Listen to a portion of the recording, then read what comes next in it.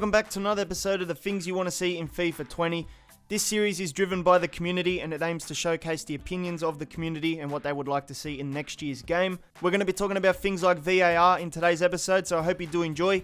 If you do enjoy the video, hit the thumbs up button for me. Let's get to 500 likes. And if you're new around here and you want to see more of this series, hit the subscribe button today and the notification bell and you won't miss anything. So even though some people might say it's a little bit early to talk about FIFA 20, currently this series is like an experiment on the channel. If it goes well for a month, then I'll continue it, but if it's not doing as well as I expect, then I'll bring it back next year. But I do enjoy making these kinds of videos because I love how the community interacts with it. You guys leave your comments, your suggestions, and it's nice to talk about future things that could come in FIFA games. If you want to leave your opinion, all you have to do is leave a comment on the video, or you can send me your lists on Instagram or Twitter as well. I try and check everything, and just be patient. You know, sometimes the list gets pretty long, so it might take a few episodes for your suggestions to get featured, but I do put everything in the list. So we're going to start with the big topic of the video, and that is VAR, which was suggested by Patrick and Joshua.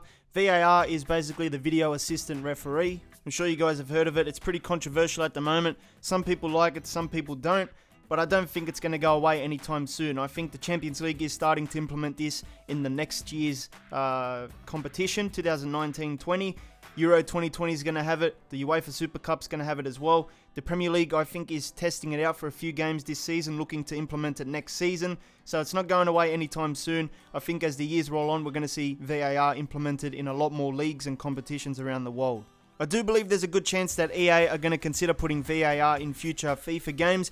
And as it becomes more important in real life football, EA want to keep that authenticity and introduce it to their games as well. There was an interview done with Matt Pryor and he was talking a bit about VAR, and I'm going to read it to you now. So this was an interview done on VAR in FIFA 19, but obviously that didn't happen, but this is what it said.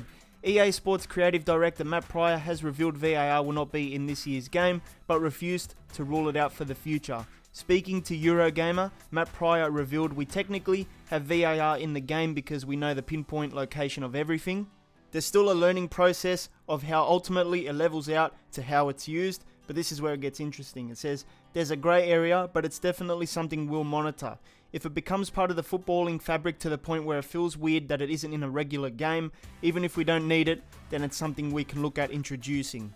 If it didn't happen in our game and it's happening all the time in the real game, you could say we're missing a part of the football fabric. So that's what I mean. Even if the game needs it or doesn't need it, if it becomes a major part of football, EA need to replicate that in their game as well for authenticity purposes, and I think that's what's going to happen eventually. It's hard to say what VAR could look like in FIFA right now. Is there going to be an option that lets us challenge the calls by the referee? Is it going to be offline only? Because I think VAR online could cause a lot of issues in Ultimate Team. Maybe the game's going to take care of VAR on its own, where it knows when the referee's made a stupid call. But in order to do that, they would need to program the referees and linesmen to actually make incorrect decisions. So it's a little bit hard to predict at the moment, but I do think it's an interesting topic. Next up, we have two suggestions from Costco. The first one is the Greek League. He says that in Greece, most people play FIFA, so it would be a nice thing to have the Greek League in the game. And the second one that he suggested was data packs. Now, he wants them to copy what PES does. Basically, do data packs where they add like some stadiums sometimes, and they inject a lot of faces and maybe some boots as well. PES Data Pack 2, I believe, came out a week or two ago. It injected like over 100 faces. It was a fantastic update for the people that play PES. And EA don't do any of this. After the November update, which is coming in a week or two, we don't really see any new faces come into the game until FIFA 20, which is a little bit of a shame because currently FIFA definitely needs more new faces in the game.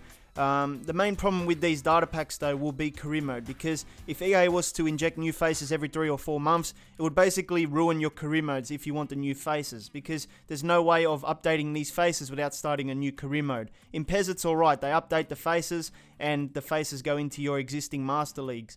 In FIFA, we have to always wait for the November update to end before we start a new career mode because we care about those player faces that are coming. The next suggestion comes from Carlos, and he wants to see some more Mexican stadiums. I think currently the only stadium in FIFA that's Mexican is the Azteca Stadium, and he wants to see an exterior shot for this stadium as well because he said it's an iconic World Cup venue. This next one comes from Macy, and they want to see the crowd leave towards the end of the match. So basically in real life, when you watch a football game on TV or you go to a game yourself, you can see the crowd start leaving with 5 or 6 minutes to go. Depending on the result, if it's a close match, you might see more stay, but if it's already 2 or 3-0, most will start to pack up and beat the traffic. Right now, in FIFA games, the crowd basically stays from start to end, so it would be nice to see people getting up off their seats and heading home as the game's about to end. This next one comes from Worton, and he wants to see the Vanarama League in FIFA 20. Now, I think the Vanarama League is like the 5th league in England, and basically everyone wants this league because it's for Road to Glory purposes, where you can start in like the 5th division and take them all the way up to the Premier League, which would be pretty cool to see actually, and pretty fun to play as well, I think. It seems like Vaughan is a Road to Glory person because he also says that he wants to see the French and Italian 3rd divisions in the game. Well, the Italian 2nd division isn't even licensed properly, so I'm not sure we're going to get the 3rd one anytime soon. But I guess doing a Road to Glory is probably the least boring way to play career mode at the moment, considering it tells like a good story from the bottom to the top. And having more 2nd and 3rd divisions definitely helps with your Road to Glory experience. The next suggestion comes from Arvid. He would like to see players swapping shirts after a game. Now, currently in FIFA, no players can take off their shirts. In PES, it's a little bit different. They have a cutscene where Neymar can take his shirt off and celebrate. And there's also a cutscene at the end of a match where a player walks around with the shirt in his hand and he has like a singlet, sports singlet on. And I think EA should take a little bit of inspiration from PES because they do have some good little things here and there in their game as well. Ryan would like to see a new generic TV presentation in FIFA 20. I guess I would like to see one as well because I don't really like looking at the same one for many years. But he sent me 2 images. I think they're from like a TV broadcast, but he likes how they're minimalistic and they don't have the club badges like EA's ones do. You can see that the clubs are represented by their colours in the background of their abbreviation. So you can see Man United has the red, Chelsea has the blue, Man City has the blue as well. So I guess we need like a new colour scheme for the generic broadcast overlays as well. Maybe a new design as well would be nice. We have another suggestion from Arvid. He would like to see cutscenes before a match where they show the fans outside the stadium. It would be nice to see because sometimes you do see it in a matchday presentation on TV. The problem is though, EA has been a little lazy with exterior scenes for many stadiums, and because they've been a bit lazy and haven't really improved exterior scenes for stadiums, I don't think we're going to get this feature in FIFA 20, but hopefully in the future, maybe 5 or 10 years time, it would get to that stage. Next up, we have some league suggestions. So Ethan wants to see the Welsh League added to the game, and back here wants to see the Serbian, Croatian and Bosnian leagues in the game. So I guess there is a bit of demand there, but it's all up to EA and whether they want to get the licenses for these leagues. The next suggestion comes from Jack, and he wants to see some more generic stadiums added to FIFA 20. I would like to see some more stadiums in the game as well, but I do think we need more licensed stadiums outside of the UK and Spain, and hopefully they can deliver on that.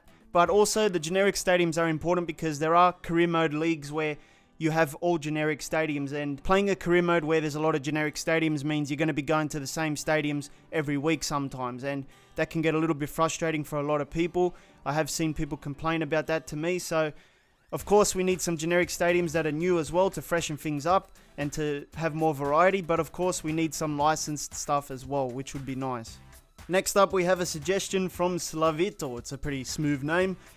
He wants to see some new faces for Barcelona players. Now, this one is a little tough because ever since PES got the Barcelona license and that, it feels like EA are scared to touch Barcelona. I'm not sure if there's something in the licensing thing, but then some people would tell me that Dembele got updated, and I think a few other Barcelona players got updated in FIFA 19 as well, but I can't remember their names.